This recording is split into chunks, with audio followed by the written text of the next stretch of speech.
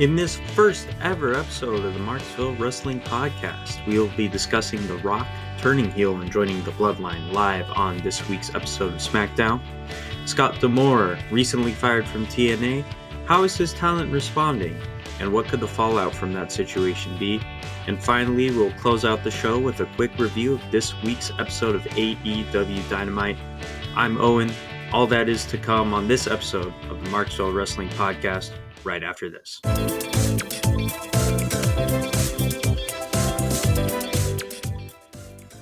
The Marksville Wrestling Podcast is brought to you by Patreon. Patreon.com/Marksville Wrestling is where you can find the podcast early before it drops on other platforms, and it is also the home of exclusive behind-the-scenes content, Q&As, and more. If you like the show and would like to support it, please consider doing so on Patreon. Again, that's patreon.com/Marksville Wrestling. Thanks for the support, and back to the show. Hello, and welcome to the very first episode of the Marksville Wrestling Podcast, your home for positive wrestling content. Today, we are going to be discussing The Rock joining the Bloodline on this episode of SmackDown, this week's episode of SmackDown, I should say, and turning heel. And I should say, he was kind of already heel. We found out, during that WrestleMania press conference. But he very much leaned into it at this point, very clear where he's going with his character direction. He's basically just becoming a full-fledged member of the Bloodline at this point. And further leaning into his disdain toward Cody Rhodes and the fans who support Cody Rhodes, as he was doing on the Pat McAfee show, as he did on that WrestleMania press conference I just mentioned, and he's been doing it on social media. So very much bleeding all of those things into his character on TV as well. Wearing a Versace vest that kind of looked like something coincidentally Ricky Starks might wear. Obviously, Ricky Starks takes inspiration from The Rock, not the other way around. But just very much leaning into this heel, larger than life persona. He's trying to, look down on all of the people who support and are behind Cody Rhodes, calling them Cody crybabies. He even used some foul language that they couldn't have on TV that I can't repeat here either, but muted himself with that and just kind of leaning more into aggression, anger, and, big heel personality. So let's kind of get into where this might take us for WrestleMania. So basically, The Rock kind of throughout this segment of the promo, he's going further deeper into, I'm not a part-timer, I'm not a special attraction, kind of returning into the Rock that he was when he was a heel in the Attitude Era. And, trying to return to that character that a lot of people are familiar with. I'm a younger fan of wrestling, so I'm not as familiar with it, but definitely getting the nostalgic fan base involved, getting the casual fan base involved as well, but also getting the hardcore wrestling fans involved. If they've been watching for a long time, they know what that is. They know what to expect. So covering a lot of bases with that. What I would say is that the ability for him to lean back into this character and not make us think of the Rock who's in Moana and the Rock who's in the Fast and Furious and the failed DC franchise Black Adam, but instead having us think about, wow, this is the Rock, the wrestler. This is the Brahma Bull. This is the people's champion. This is not the Hollywood star that we've all come to know and love. I think that's super important for them because WrestleMania is always a time where they want to bring casuals back into the fold. But it's also a time where they need to energize their existing base because they don't want to lose interest. No one wants the fans to lose interest come WrestleMania season. So his ability to kind of appeal to a lot of different crowds, I think, is huge. And I think it's going to give them a lot of success going into WrestleMania 40. So basically, The Rock talked about the Bloodline, the success of Roman Reigns, and the fact that Cody Rhodes and his fan base angers him. The kind of rationale he used for that was Well, Cody won Royal Rumble in 2023, and he couldn't beat Roman then. So he won it this year. Why would he be able to beat Roman this time?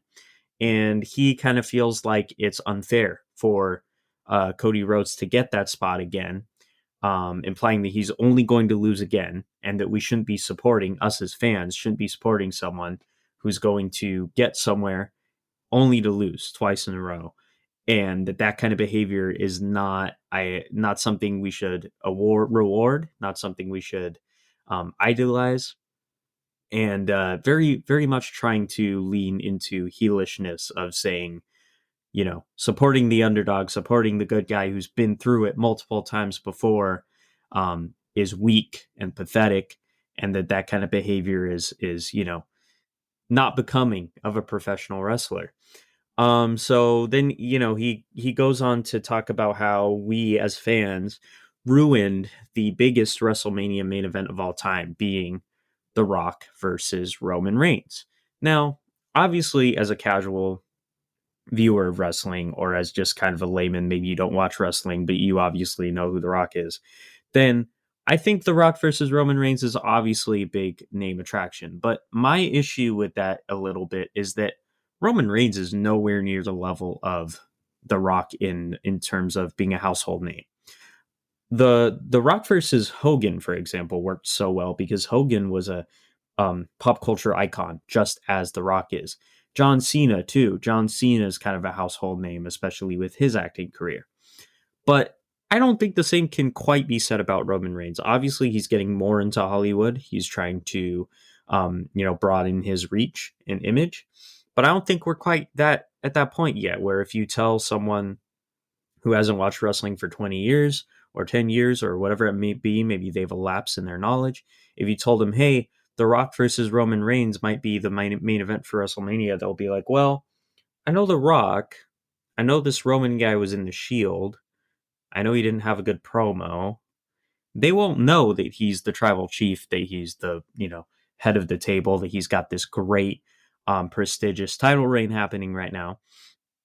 And they won't necessarily see the energy and enthusiasm the way The Rock wants them to. Obviously, in this promo, The Rock wants everyone to believe that The Rock versus Roman Reigns is the biggest main event in WrestleMania history. And that's what the company wanted people to believe. That's why they tried to book The Rock in Cody's place. But I just don't think that there's a mainstream name recognition of Roman Reigns like there is The Rock. And therefore, I don't think it would really have the gravitas that The Rock purports it to have. I don't think it would have the appeal in the same way that this promo. Obviously, this is a promo, right? This isn't The Rock talking to us as Dwayne Johnson, as an impassioned person who really wants to appeal to the fans directly. No, this is The Rock being a corporate heel character, trying to shame us for wanting Cody in his place at WrestleMania. And I do think he did a really good job with that angle and that storyline. Really did a good job communicating that to us as fans. One other thing I would say is that this use of Cody Crybabies is a term he's latched onto a lot. Cody Crybabies is a very good jab at the fan base. It gets under the skin. It's a little, touchy and edgy maybe. And it's just, he kind of comes off as a schoolyard bully, poking fun at people just trying to enjoy wrestling. And that's where this character comes in so perfectly, in my opinion, is he is really trying to discourage us from supporting Cody, but at the same time, that only makes us support Cody more and more. Because when you have someone rude and mean discouraging you from doing something you want to do, it might be tough to swallow, but it's also going to usually lead you to want to keep doing those things because, if people have problems with what you're doing, you're probably doing something right. So I think it's not only good for his character to continue sort of breaking the fourth wall, because again, he said this on the Pat McAfee show, he said it on Twitter before, for The Rock, to continue talking about that phrase, Cody Crybabies, not only is it good for his character, but it's also good for building Cody up as even more of a babyface, as even more of somebody that the fans want to cheer on, building him up as a real superhero that we can all get behind. And I think that's the appeal of the Rock character turning heel right now. And I think that's why the company did it, because we can, talk about the plans, the initial plans of WrestleMania 40 until we're blue in the face. We can talk about, well, did they plan to have The Rock versus Roman and the fans just turned on it, which is the running theory? Or was this the plan the whole time? Was it a bait and switch where they were going to imply that The Rock was going to get in the main event only to get us back to the place we wanted in the first place, which was The Rock, not being involved in the main event and having it just Cody versus Roman? That's what, the kind of debate is. But whether or not it was planned, I think that having him heel, whether they had to turn him heel at the end of the situation between Cody and Roman at that one promo on SmackDown where Cody stepped aside, if that's why they turned him heel because of the bad crowd response, then it still works. It's just as valuable as if they meant to turn him heel in the first place.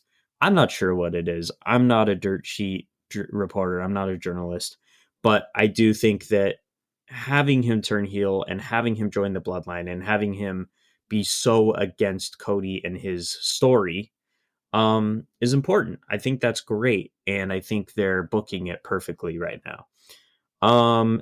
This kind of takes me to my next point about this situation, which is Elimination Chamber.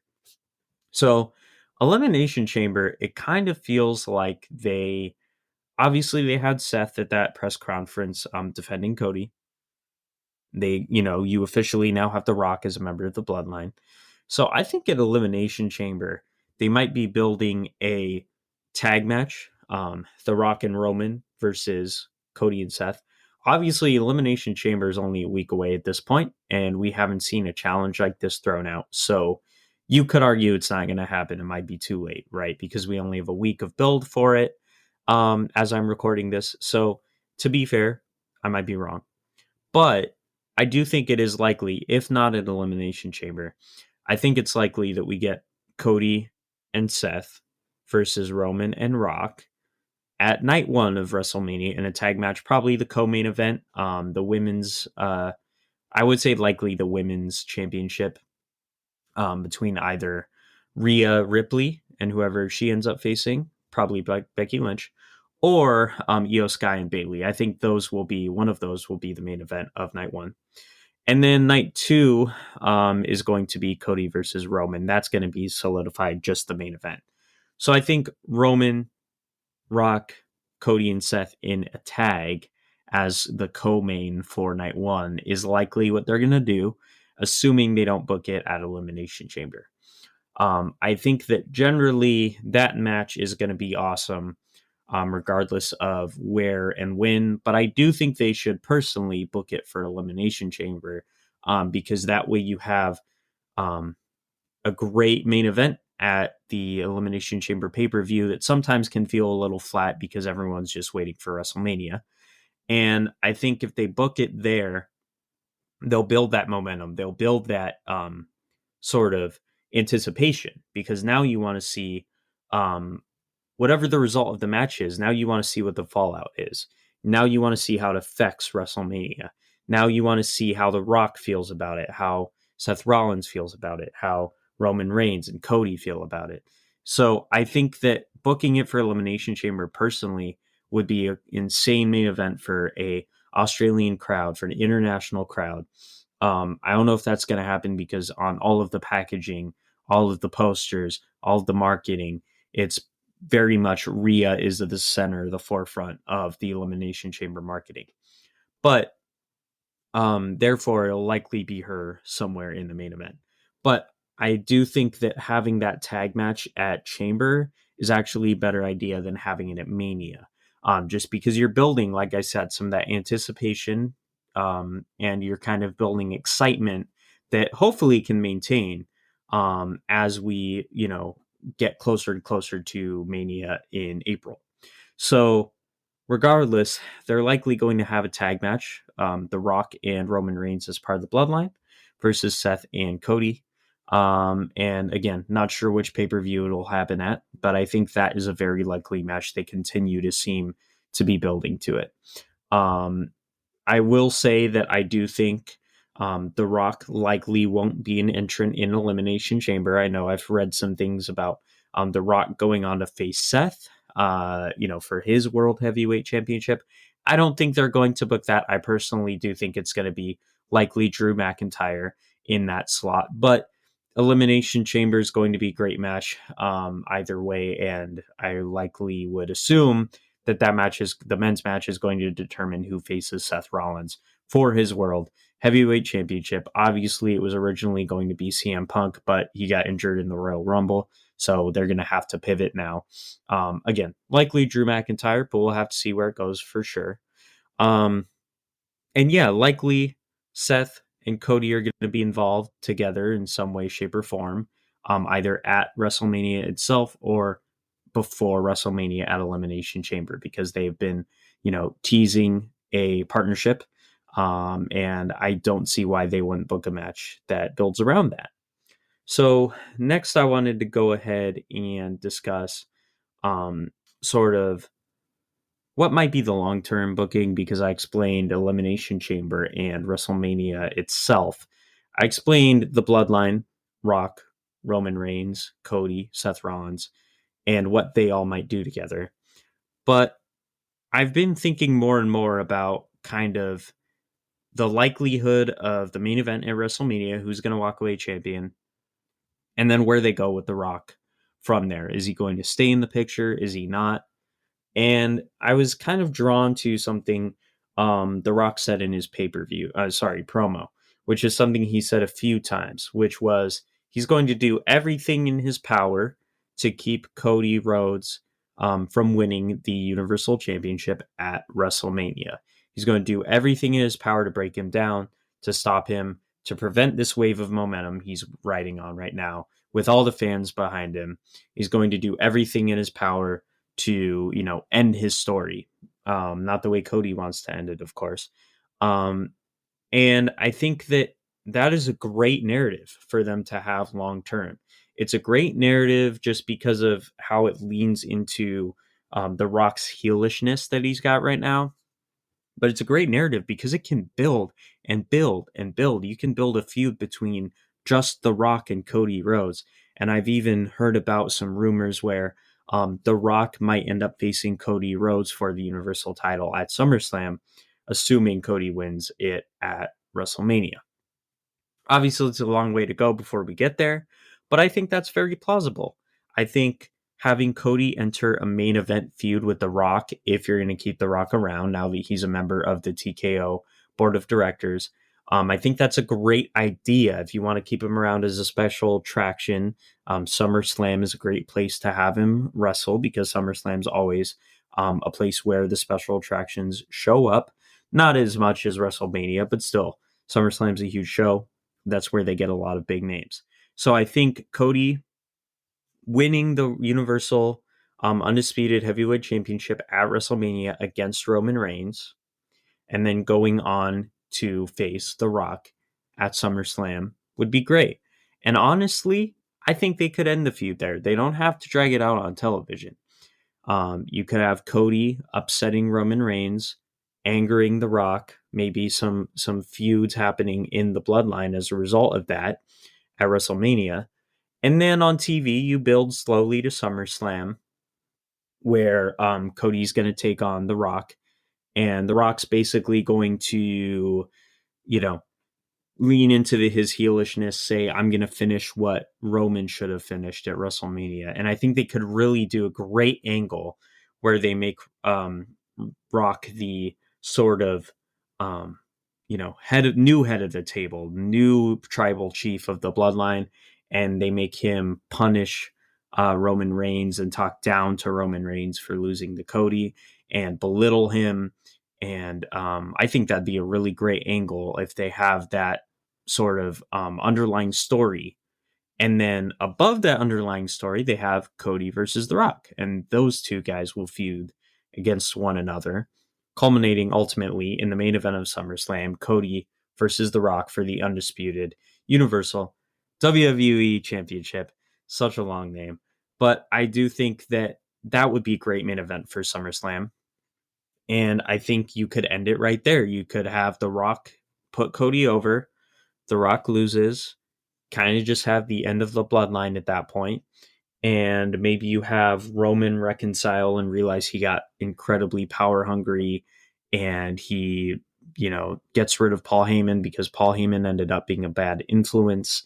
And maybe you have Jay and Jimmy reuniting as the Usos once again. And you have Solo Sikoa kind of figuring out who he is, put him on a singles run in NXT, maybe figuring out where he belongs in the larger wrestling landscape. At that point. I think those would be all great individual storylines to lean into.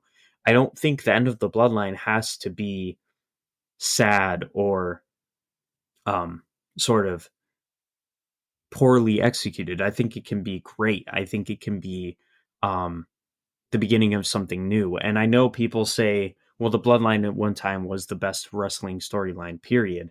And, I can totally see where people come from when they say that. But if you split the bloodline up, if you end it, it can be great. It can be amazing. I don't think it's got to be the bad. I don't think it's got to be the end of something great.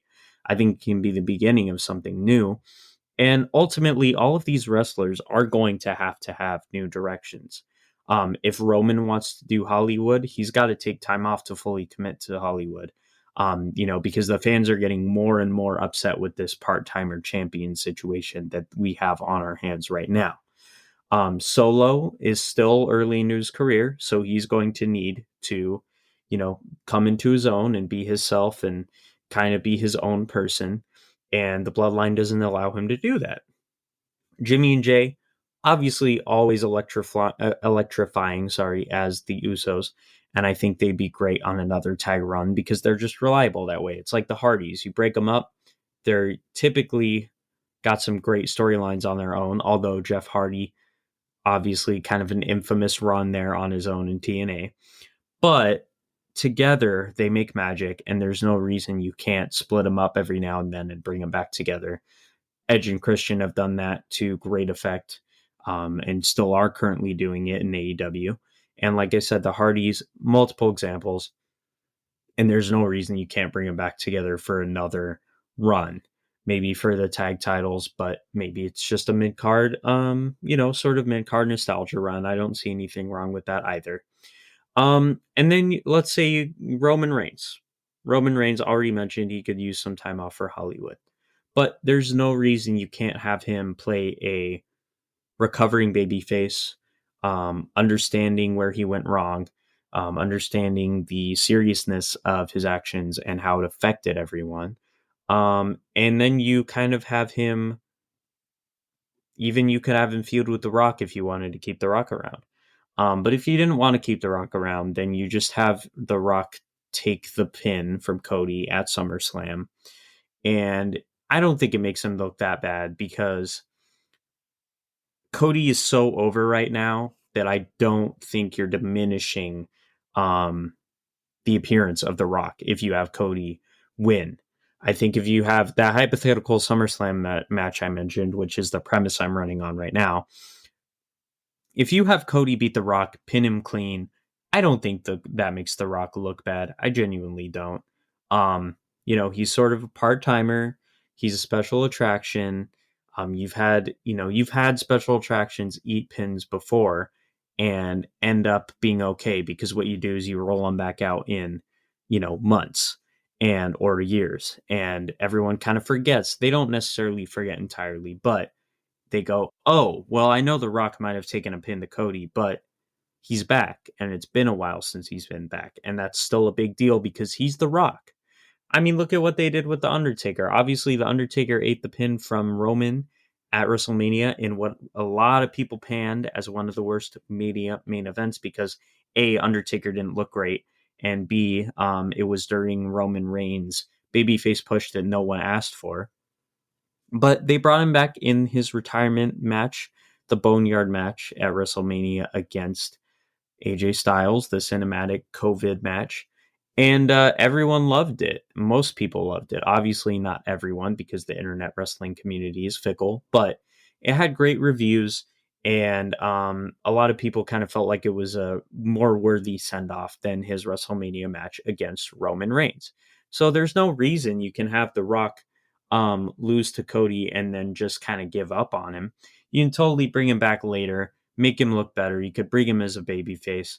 Even what they did with Steve Austin at WrestleMania 38 against Kevin Owens was great. And, maybe it diminished Kevin Owens' run a little bit at that point, but he came back to 39 and had that breathtaking moment with Sami Zayn. So there's no reason um, momentum can't shift every now and then. And I think sometimes the wrestling community as a whole is a little bit too all or nothing.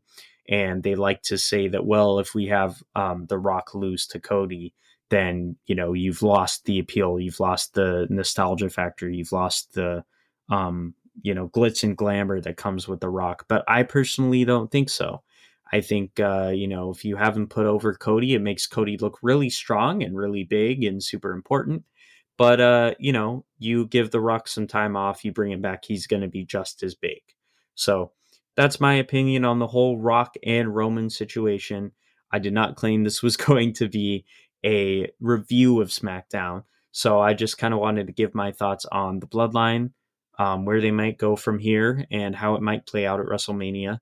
And without further ado, we're going to go ahead and get into the next segment of the show right after this. Looking for Marksville on social media? You can find us on Instagram at Marksville Wrestling, YouTube at Marksville Wrestling, and on Mastodon at Marksville Wrestling at MastodonSocial.com. Now back to the show. Well, now it is time for the part of the show where we will be discussing the firing of Scott D'Amore from TNA Wrestling.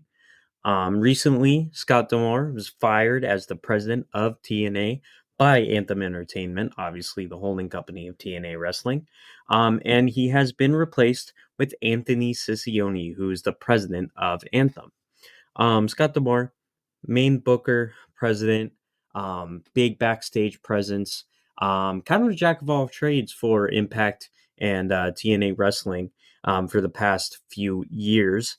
And understandably, because of his firing, there's been a big social media uproar. Not only are fans upset, fans of TNA, but also the talent themselves are upset and have expressed this upset nature, which we will get to in a second. But I just kind of wanted to discuss first sort of what Scott D'Amore represented in the wrestling business and why that representation is why that representation going away is such a big deal and is so kind of frustrating for a lot of fans of not only TNA but Scott D'Amore in general. So Scott D'Amore, known as the president of TNA for a long time at this point. And to be honest, I don't know to what level he was doing the booking. TNA is not a huge company, so I'd be very surprised if they have a full-fledged writer's room in the same way WWE does, for example. But talent relations guy, manager, at least had some role in the booking. I'm sure he kind of booked how his shows played out, whether he wrote all the storylines or not, I don't know, but I'm sure very confident he at least booked the matches and the order and pay-per-views and all that fun stuff.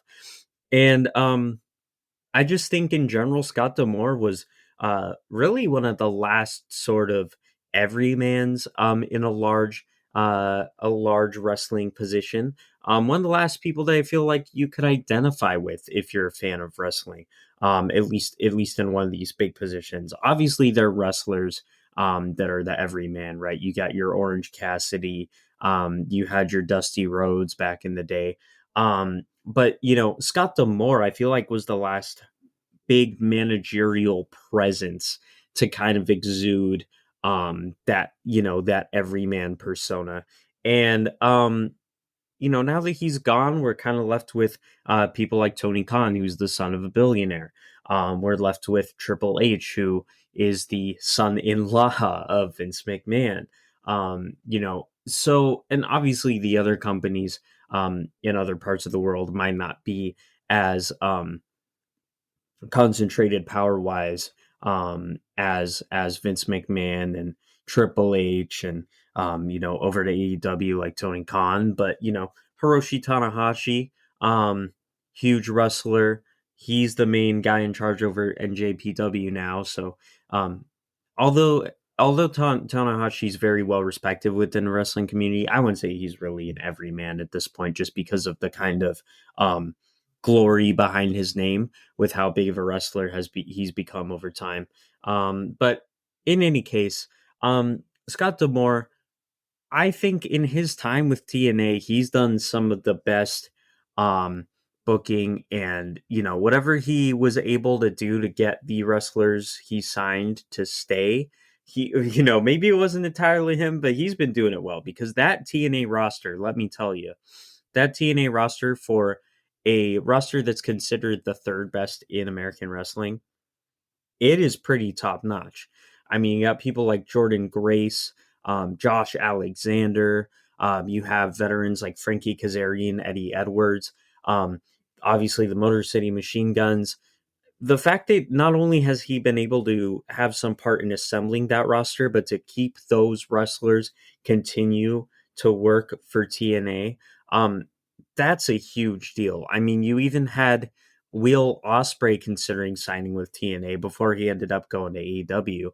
And then you just recently got Nick Nemeth and Mustafa Ali on board, huge free agents. So his legend had only continued building, and now he's out, and so that kind of takes a lot of, at least my opinion, that takes a lot of air out of the hype that was in TNA right now. What with the rebranding, obviously it was Impact Wrestling as recently as 2 months ago at the end of last year. It was Impact, and now we're back to TNA. And just kind of feeling like more of a new era. What with Anthem putting a little bit more money and time into fostering TNA as a wrestling product. Big names coming to TNA. It started to feel like a kind of big time in the history of the promotion, and the fact that Scott D'Amore is now out, in my opinion, kind of deflates that hype. It kind of really shrinks the amount of anticipation that at least I had for the upcoming pay-per-views. So, I'm not trying to say TNA is up creek or anything, but I do think that they need to come back from this and approach it with intelligence, and they need to be measured in their response, because this backlash in this situation isn't huge, right? TNA is not a huge company, okay? So I'm not trying to say that everyone everywhere is upset about Scott D'Amore being fired, but there is a logic gap behind it. Anthony Siccione, yes, he's the president of Anthem, but he has no prior wrestling knowledge, at least not any reported. He has no real, known ability to book, to relate to talent, to anything of that nature. And that is pretty disheartening and a little unsettling, with TNA trying to go into its new era, trying to kind of broaden its reach and expand its clout in the country and in the world. And that's a bad time for something like this to happen. I mean, look at it this way. It was someone that's very respected in WWE, for example, is William Regal, right? If William Regal, not as big of a name because he's not the president of the company, but if he was let go without any recourse, which by the way already happened a few years ago. Obviously, we saw him end up in AEW with the Blackpool Combat Club. When he was released, there were a lot of people upset with that, because William Regal is a consummate professional. He's a big, great wrestling mind. And WWE didn't really seem to have any reason to release him other than budget cuts. And everyone kind of looked upon it as a really stupid decision. And they were kind of proven right when he went over to AEW and made magic with the Blackpool Combat Club. That's a mouthful. And WWE didn't have his talent anymore, and it was AEW's free range at that point. And not only did Regal help build up the Blackpool Combat Club and make them a big deal, but he was just, I feel, in my opinion, he was appointment viewing. When he had a promo on AEW, I wanted to watch it. So that's kind of similar. And in my opinion, this is actually a bigger deal than William Regal, because back in WWE, William Regal's more of a backstage talent, more of a coach type presence. But Scott D'Amore was a on-screen personality and a backstage personality.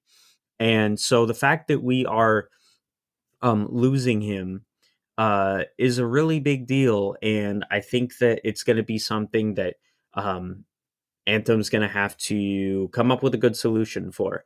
Now, I'm not saying they need to bring him back, but I do think they need to, like I said, measured response.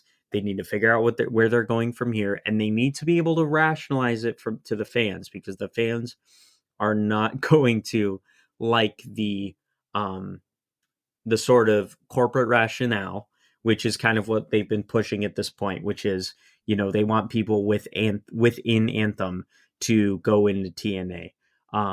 Rather than having wrestling talents come outside of Anthem into TNA, they'd rather take non-wrestling talents from Anthem and throw them into TNA. And in my opinion, that's a very silly decision. Look, you can be in the company, you can be a part of Anthem, but if you don't have knowledge of wrestling and you're supposed to be the president of TNA, then I just don't think that makes sense. And that's kind of why people feel the way they do about Scott D'Amore. So anyway, Scott D'Amore had a great run on screen with the Ring of Honor group, the Honor No More, in their feud with the TNA Originals a couple years ago, or I think it was about a year and a half ago at this point. That feud was well received. I thought it was great television. And again, TNA is not for everyone. It's not a huge product, but the people that watch it are very dedicated to it. And they could see that storyline, as well as the Team Canada storyline with Eric Young being revived. Obviously, Scott D'Amore is known as a member of Team Canada, which has been a thing, a faction throughout a couple different promotions over time, but it got revived recently with Eric Young and Josh Alexander. And I think that was just a great storyline. And those two storylines just illustrate to me how he's able to not only play a great character, great authority figure, but also play a great role backstage in real life, actually being a great president, a great talent manager, a great booker. And just the fact that not only is the talent going to lose that presence, but the fans are going to lose that presence on TV is quite disheartening. So that's enough of that, but let's go ahead and cover the letter that TNA talent sent to Anthem Entertainment. So, good old Sean Ross Sapp with Fightful Select has obtained a letter from the alleged letter from a member of the TNA locker room. Obviously, he hasn't leaked the name of that talent, because if I were him, I wouldn't do it either. But the letter basically was written through a consensus. I'm not sure with how many members of the locker room. I'm not sure who they were, but it was written on consensus through, as the TNA talent in their own group kind of wrote this letter and said, we need to send this to Anthem and tell them how we feel. And I think that's really great, because we can't really get anywhere with Scott D'Amore, with our disdain for the firing of Scott D'Amore. We can't get anywhere unless the talent and the people who work at TNA get involved. So the TNA talent sent a letter to the Anthem Entertainment. I'm not sure if they sent it directly to Anthony Siccione or if they just sent it to kind of the higher ups of Anthem, such as the CEO, Leonard Asper. But basically, the letter said they are deeply saddened by the decision to remove D'Amore from his role and from the TNA family. He's a trusted friend, confidant, teacher, advisor, brother, and mentor to so many within the TNA and Impact family. Scott has been the heart of TNA Impact for over 2 decades. And then they go on to say that Len and Anthem, Len being Leonard Asper, the CEO, are the foundation that TNA has been able to build upon. However, um, the TNA wrestlers ultimately feel that they need a wrestling person to lead the charge as president. It is our opinion that the best possible person for that role was, is, and will be Scott. They go on to finish the letter by saying, "We ask and implore you to both to come together and create a resolution that will reunite this family once again. We look forward to hearing from you and continuing this dialogue. Signed, your TNA family." So, I want to kind of break down that letter. At the end there, toward the end there, it becomes very obvious they are not only not cool with Scott being fired, but they're not cool with him being replaced. Like, they are not cool with the company just going on and replacing like nothing happened. Because look at this language right here. It is our opinion that the best possible person for that role was, is, and will be Scott D'Amore. So unequivocally, the talent is saying that they do not want anybody else than Scott D'Amore. And it's not like Scott stepped down. If he did, I'm sure they'd be more receptive to that. It's not like he retired. But they're making it very clear that this firing was the wrong decision. They want somebody who's knowledgeable and involved in wrestling to lead the company. And they want it to be Scott. They just straight up, that's kind of what they're saying right here is the best possible person for that role is and will be Scott. So they don't mince their words there. And then they, ask for a resolution that will reunite the family. And honestly, if you're Anthem, I'm not the head of a major company. I don't know why this decision came to be. But I do think that, again, corporate companies just kind of tend to do this. They kind of tend to replace knowledgeable people with corporate people. People who may be better suited for the role get usurped by people that are just higher up from them because higher ups generally feel like we can always, cross train you on this thing. They're probably thinking, Anthem is probably thinking that they can train Anthony Siccione on wrestling and that they can make him a great wrestling booker. But unfortunately, that's not really how the world works. It makes way more sense to have somebody who's involved with and been invested in wrestling for 20 plus years, maybe 30 plus years in Scott D'Amore, for example. It makes a lot more sense to have somebody in that role than it does to have a higher up who knows nothing about wrestling. All he has is a title. All he has is the relation to Anthem. And I'm sure as president of Anthem, he does a lot. I'm sure he does a lot for TNA in regards to their funding and their TV deals. I don't doubt that at all. But does he coordinate with the ring crew? Does he book the pay-per-views? Does he help set up the pay-per-views? Does he, manage the writing? Does he probably write? I assume Scott D'Amore probably wrote at least some portions, if not large portions, of the weekly television show as well as pay-per-views. So what are we gaining by having someone who doesn't do or hasn't shown the ability to do any of those things? Why are we replacing someone who can do all those things with someone who can't? That makes no sense.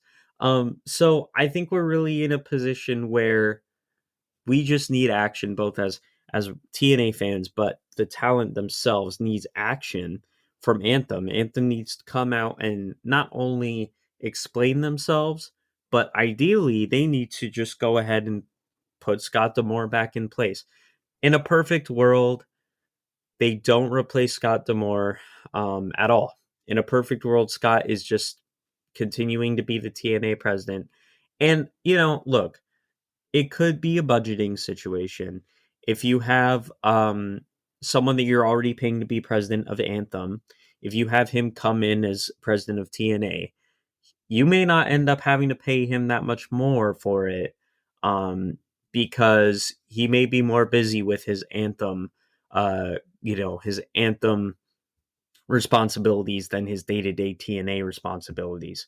But if you have Scott as president of TNA only, then you got to pay him to do that job. So it could be a budgeting thing. It could be they're cutting corners. I don't know for sure. But all I do know is that really as fans, um, with how great TNA was getting over the past few years, I mean, realistically, the way TNA bounced back from the Billy Corgan ownership debacle and the Jeff Jarrett Global Force Wrestling debacle was really incredible. And I don't think you can attribute to that success to anyone other than the TNA locker room and Scott D'Amore. Period. It is half the locker room, half the talents, and half Scott D'Amore. Those are the two people that you can say, wow, they're the reason TNA is still on TV to this day. They're the reason that the fan base is growing, and they're the reason that the wrestling is good. And I think that it is very poor timing, especially with the rebrand. But I also just think it's a bad decision to make this change at all, because Impact Wrestling, when it was still called that, was only on the upswing from their 2000s days where they almost, burned the whole thing down. And Hulk Hogan and Dixie Carter and all that nightmare, Jeff Hardy at Victory Road, all of the crap they went through, they were really on the upswing with Impact Wrestling and Scott D'Amore in charge. And the fact that we are supposedly in the middle of a new era where Impact's going to only grow, but now we have the man who is responsible for growing over the past 10 or more years. Now we have him gone. I mean, that's kind of a joke if you ask me. So we'll obviously have to see where this goes over time. But I just wanted to give you an update on Scott D'Amore and the talent letter to Anthem, and just kind of maybe give my analysis and opinions on the whole thing. Obviously, if there are updates, if Anthem responds to the letter, if Scott gets reinstated, I will update you on this show. And I do really hope that the TNA locker room gets the best resolution to this pretty bad situation, because at the end of the day, they're the ones that are going to be interacting with the president of TNA. And unfortunately, we as fans want to say that, we have sway and we have the ability to change these sort of corporate decisions because we're the viewers and we can boycott it by not watching. But if it's good, if it's still a good product with Sicione, there's going to be a lot of people that are going to continue to watch it. And that might not really be the protest that we want it to. So at the end of the day, it's up to the TNA talent to, be the ones to take this into their own hands, because they're going to be the ones dealing with the president, first and foremost, from a talent standpoint, a relations standpoint, I should say. Sicione will be their boss, just like D'Amore was their boss. So it's their lives, it's their jobs. And we just got to hope that Anthem does the right thing and listens to these concerns and makes the right choice, which in my mind, the only right choice is reinstating Scott D'Amore. If they get someone else involved from wrestling that people know and love and has a good reputation, then it might calm the chatter a little bit. But I do think they really would be just doing the right thing by reinstating Scott D'Amore and putting Anthony Sicione back in his position as Anthem president and nothing more. So without further ado, that ends my TNA Scott D'Amore discussion. I hope you enjoyed it, and let's get on to the last segment of the show, which is the review of this week's AEW Dynamite.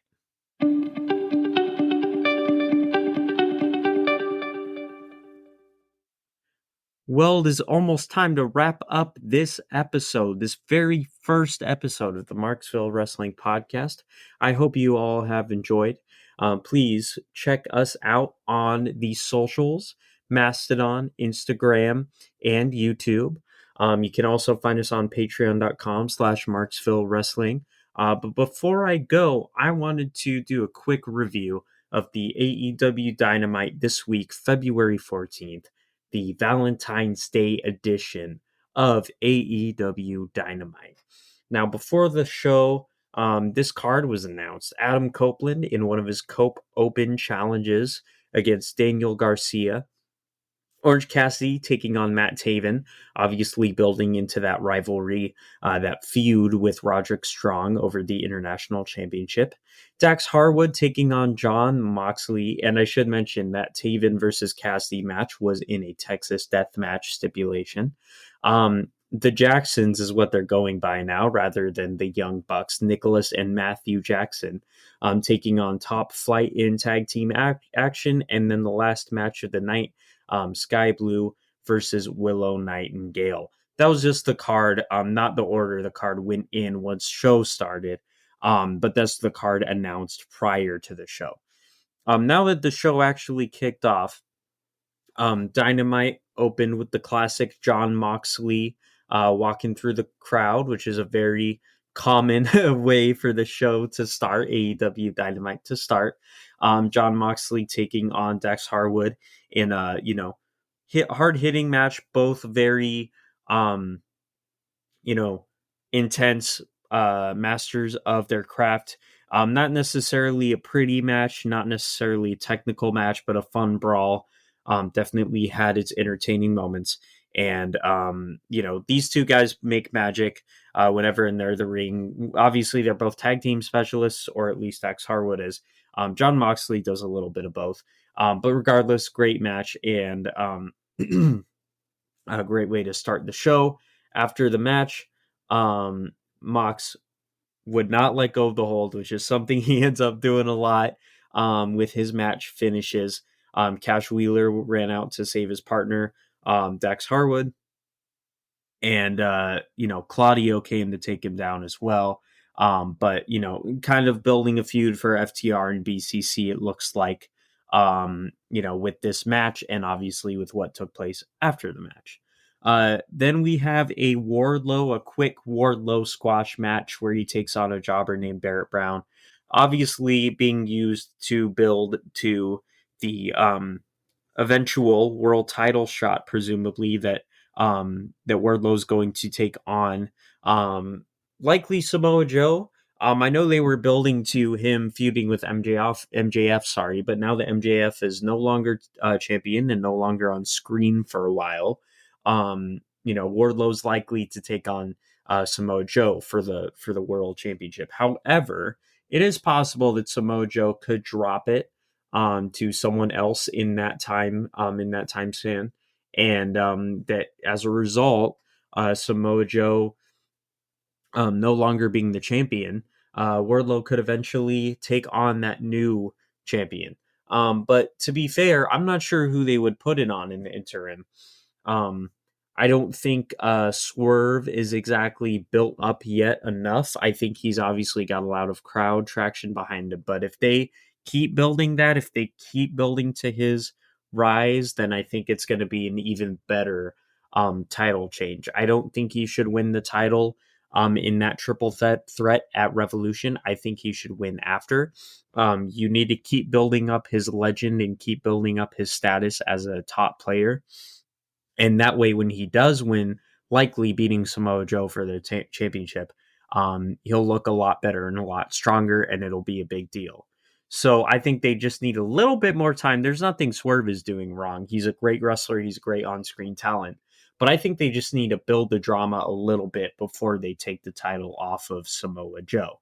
So all that is to say, Wardlow likely going to take on someone other than Samoa Joe for my money. But regardless, he's going to go after the AEW World Championship and, building in that kind of, going to be a sort of feud likely with the Undisputed Kingdom because he is currently a member of the Undisputed Kingdom. But Adam Cole, who's the leader, keeps mentioning he's going to, be the de facto champion after Wardlow wins it for him. So there's definitely something broiling under the surface with that, and I do think that it is very likely that Wardlow and Adam Cole have a feud after Wardlow wins the championship, quote unquote, for him. So nevertheless, let's get into this Cope Open match that came after the Wardlow squash match, which was Daniel Garcia,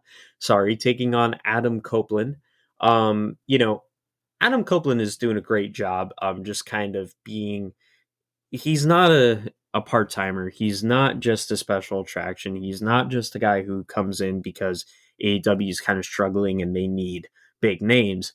He's actually wrestling every week, and not only is he wrestling, but he's wrestling well. He's wrestling big AEW names. He's wrestling younger stars. He's wrestling local heroes, not local talent. He's not wrestling jobbers or anything, but he's wrestling names that are not necessarily on his complete level right now. He's not wrestling your Chris Jericho's, your RVDs, but he is wrestling popular and important names within the AEW locker room, and he's looking good doing it. So ultimately, um, this ends up with, with a no contest. Christian Cage getting involved with Mama Wayne, Nick Wayne's mother, and building the story, continuing to build the story of their feud, Christian Cage and Adam Copeland's feud, that is, which will culminate, I'm sure, in another TNT title match down the line. I'm not sure if they're going to book it for Revolution, but it would seem that way. The whole point of these Cope Open matches, anyway, is to get Adam Copeland more wins because of the ranking system being back in place.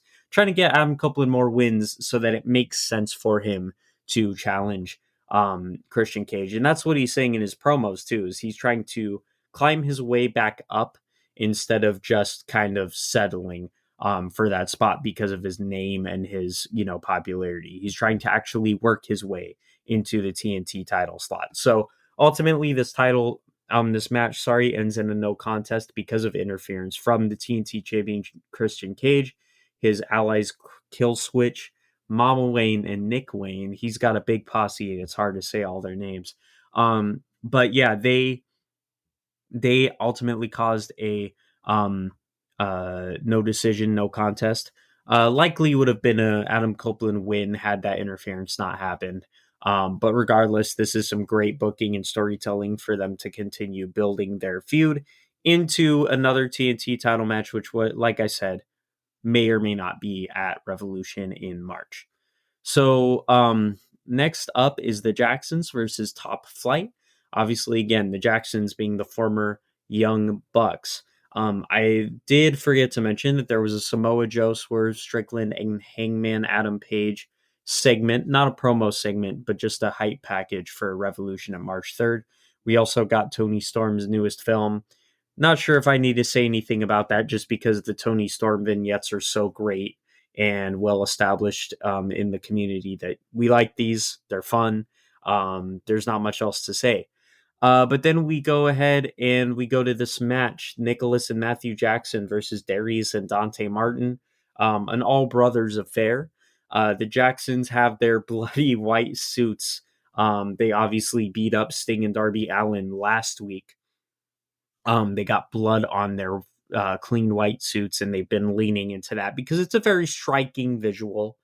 The Jacksons very heelishly win with a low blow on Darius, and then a EVP trigger. So they've changed the BTE trigger, being the elite, to the EVP trigger to play into the fact that they are executive vice presidents of AEW, and just continuing the heel turn for the both of them and playing into their executive persona, because we need to make sure that everyone knows we are actually executive vice presidents. It's not just a wrestling storyline. We actually do have sway in the company. So that's what they're building, and I think it's working quite well. So they win that match against Top Flight, And then we go on to Sky Blue versus White Willow Nightingale, which is in some ways a grudge match. These two women were great friends for a long time. And they were very much the baby faces that would partner together to stave off dastardly heel female tag teams. I know they were in tag team matches against the likes of Anna Jay, Julia Hart, probably Nyla Rose, if I had to guess. But now Sky Blue has aligned herself with Julia Hart, and Willow Nightingale has aligned herself with Chris Statlander. And they go head to head here. Obviously, Nightingale has a power and size advantage, but Sky Blue still kind of made herself look like a dominant face in the women's division. And it ends up being Willow Nightingale getting the win over Sky Blue with a Dr. Bomb. And yeah, that's that women's match for the night. I could talk about how we need more than one women's match, but for each AEW show, we definitely do. But it was a great match for what it was.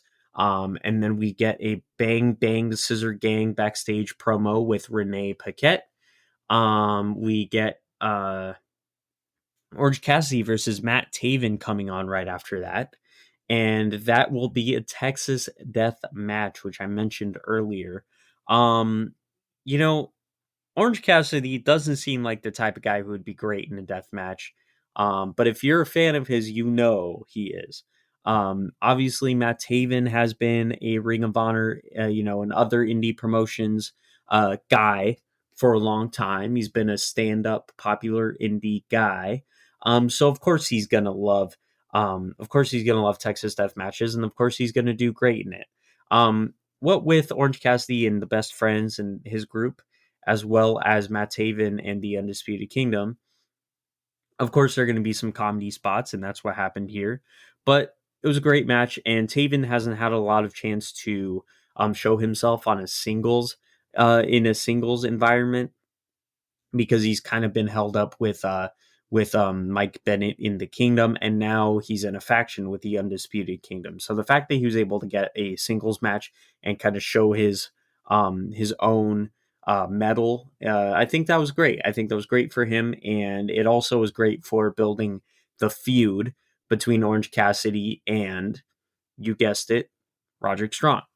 But you know what you can also guess, I'm sure, is the result of this match, which was Orange Cassidy, wait for it, defeating Matt Taven. And this was a non-title match anyway. It was just a Texas Death Match, kind of a grudge match, again, building that rivalry. But Cassidy wins by knockout, and Orange Cassidy defeats Matt Taven, and that wraps up AEW Dynamite. Pretty good show. Matches, great matches by people who are known to put on great matches, consummate workers like Willow Nightingale, the top flight in the EVPs, Nicholas and Matthew Jackson, Daniel Garcia, and then of course Dax Harwood. So great overall show. You could argue maybe they need to be doing a little bit more to build to some of the other matches for Revolution, such as Sting and Darby. I do think the Bang Bang Scissor Gang needs to actually get a clear idea of what they're doing. They need to be put into a feud. They need to be booked for Revolution, in my opinion. And so therefore they need to be getting a little bit more time on the card, either wrestling or, kind of giving more direction in their promos. Right now it's just kind of promos and that's it. But I think we need a little bit more from them. And then Toni Storm, we probably have an idea of who might be her competition at the pay-per-view. I think it could likely be somebody like Ruby Soho, who's in a feud with Saraya right now. But regardless, I think maybe kind of getting us a clear idea of who that could be would be great. And other than that, it was a pretty good show. I look forward to Collision, the 18th, Saturday Collision. That review will be going up shortly as well. But for today's episode, I'm going to end it here. I hope you all enjoyed listening to the very first episode of Marksville Wrestling. And I hope that if you do like the show, you consider following me on my socials and subscribing on Patreon. But without further ado, I have been Owen. This is the Marksville Wrestling Podcast, the home of positive wrestling content, and I will see you next time.